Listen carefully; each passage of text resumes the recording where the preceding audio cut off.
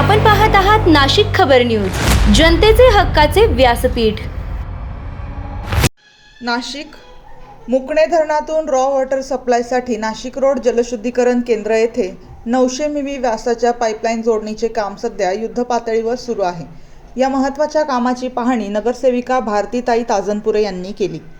यावेळी त्यांनी संबंधित अधिकाऱ्यांना काम तातडीने पूर्ण करण्याच्या सूचना दिल्या। ही पाईपलाईन जोडणी पूर्ण झाल्यानंतर प्रभाग क्रमांक 19 मधील पाणी पुरवठा सुरळीत होणार असल्याचे त्यांनी सांगितले।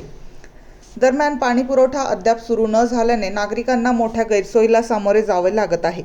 अनेक नागरिक अजूनही पाण्यापासून वंचित असल्याची परिस्थिती आहे। या पार्श्वभूमीवर नगरसेविका भारतीताई ताजनपुरे यांनी पुढाकार घेत नागरिकांना स्वतःच्या खर्चातून पाणी टँकर उपलब्ध करून दिले आहेत।